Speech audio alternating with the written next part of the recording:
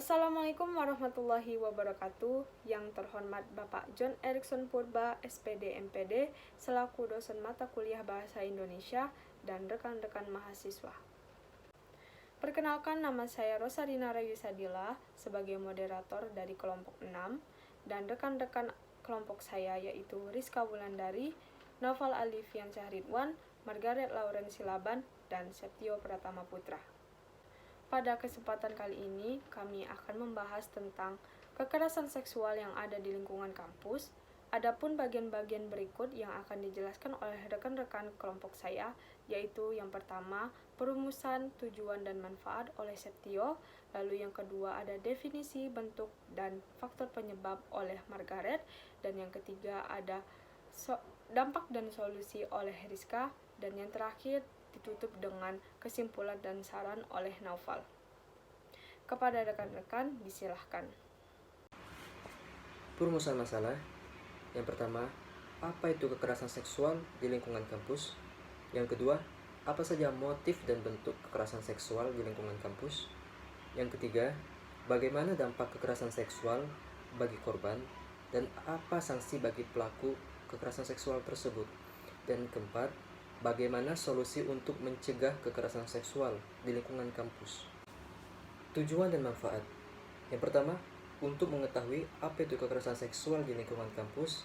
Yang kedua, untuk mengetahui apa saja motif dan bentuk kekerasan seksual di lingkungan kampus. Yang ketiga, untuk mengetahui bagaimana dampak kekerasan seksual bagi korban dan apa saja sanksi bagi si pelaku kekerasan seksual tersebut. Dan yang keempat, untuk mengetahui bagaimana solusi untuk mencegah kekerasan seksual di lingkungan kampus.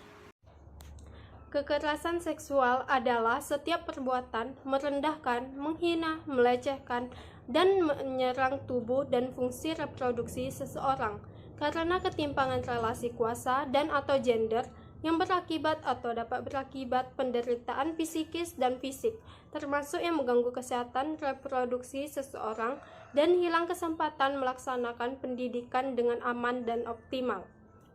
Apa sih bentuk dari kekerasan seksual itu?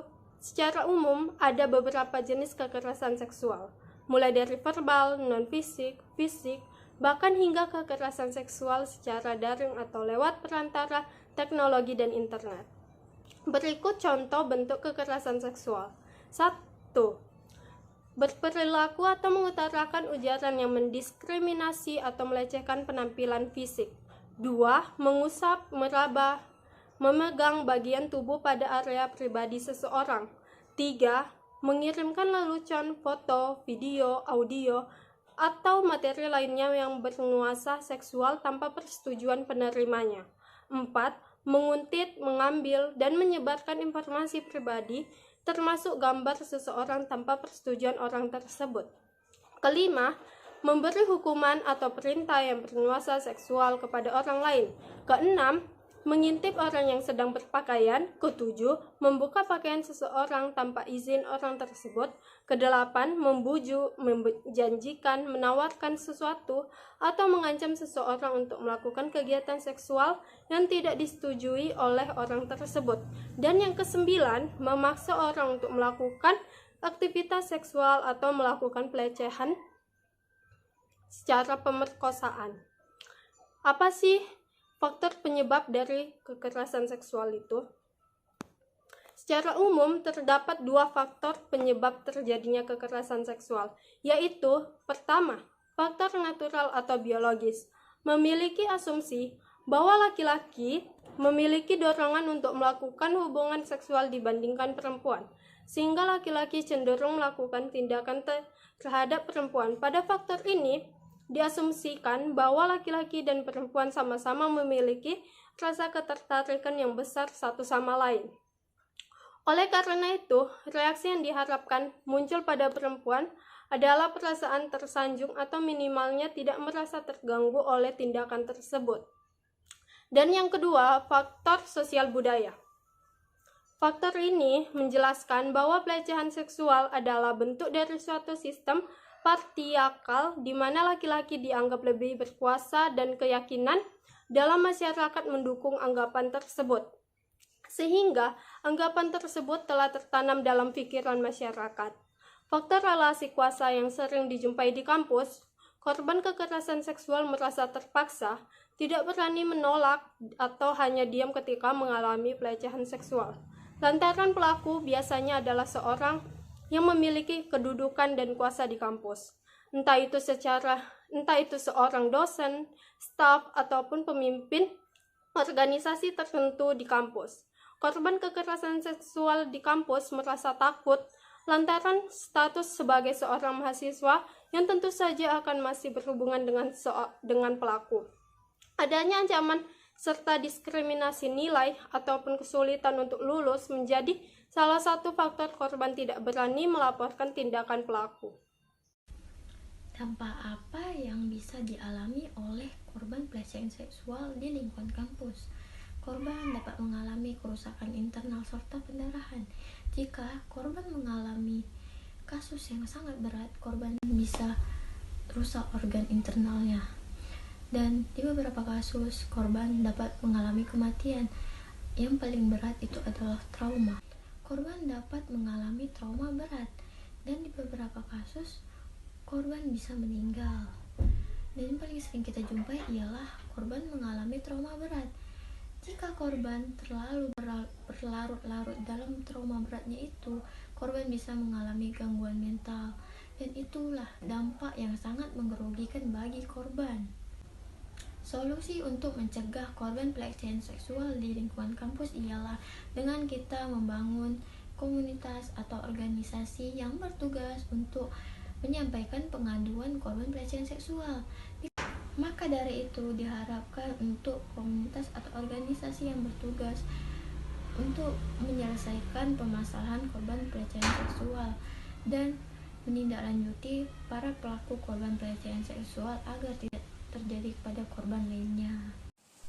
Kesimpulan dari penelitian dan pembahasan terhadap peristiwa korban kekerasan seksual dan bagaimana perkembangan pada traumanya, maka dapat ditarik pada kesimpulan sebagai berikut.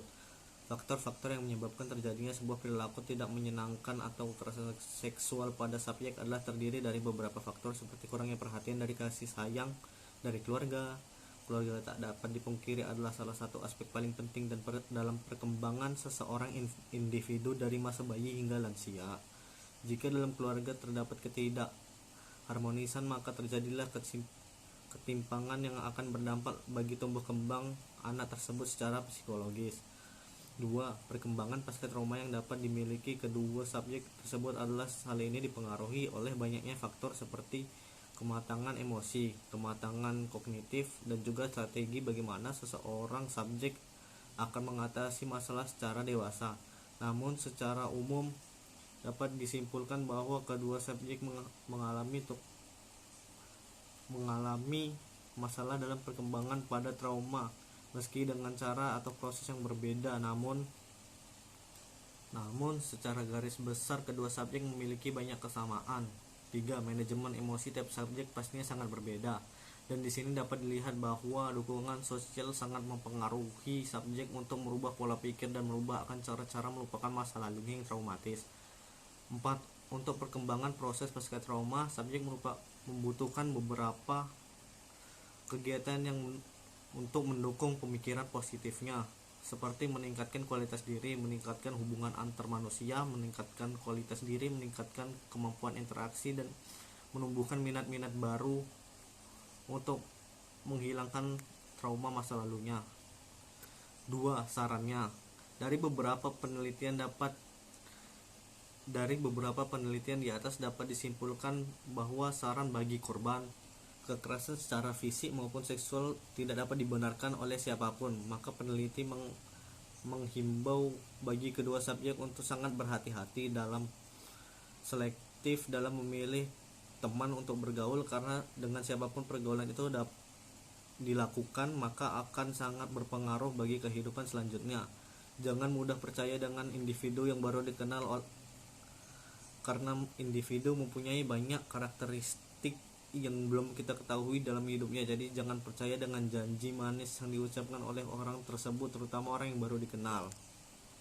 Kedua, saran bagi orang tua. Kekerasan dalam bentuk apapun bisa terjadi di mana saja dan kapan saja, tidak mengenal tempat, waktu, maupun jenis atau memandang pelakunya siapa. Dari hasil ini, penelitian menyatakan bahwa orang tua agar selalu mempedulikan anaknya, mengingat saat ini era pergaulan sudah semakin bebas dengan berkembangnya teknologi. Selayaknya anak yang harus diberi pengawasan dan pemahaman akan pergaulan dan aturan-aturan yang berada dalam masyarakat, pendidikan agama, dan pantauan yang konsisten dari pihak keluarga dan orang tua.